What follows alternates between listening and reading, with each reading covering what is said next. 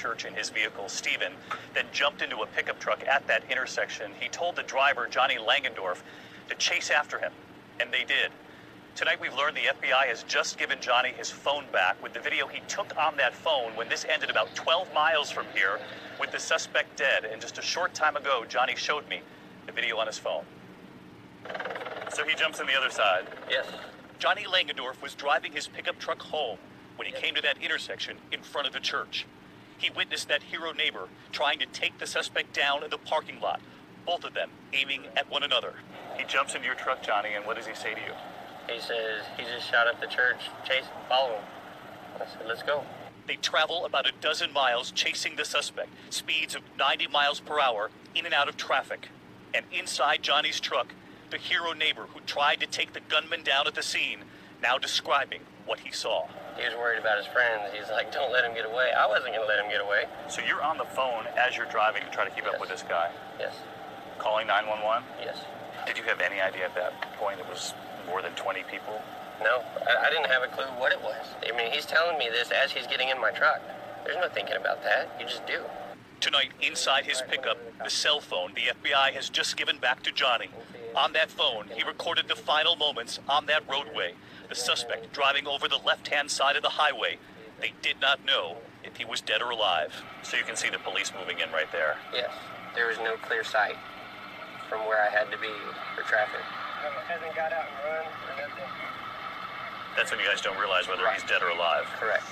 They would find him over the side of that highway inside his vehicle, dead. But not after killing so many in this community. Among them, 3 generations of one Texas family, the Holcombs. Brian Holcomb, an associate pastor at the church, was guest speaker that morning. Here together with his wife of 4 decades, Carla Holcomb, also killed in that church. Brian and Carla's son, John, right there on the right, survived the shooting. But Crystal Holcomb, who was 8 months pregnant, did not.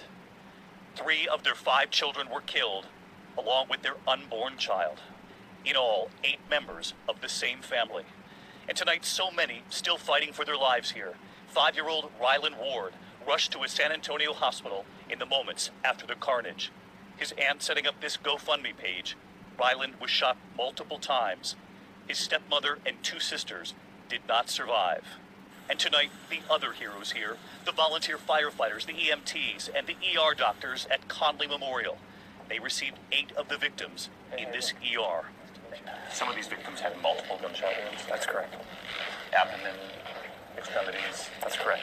Here in this community tonight, everyone knows about half of the victims were children.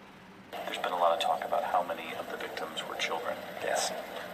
And you saw some of that yourself. Yes, we did. That's not easy for this team.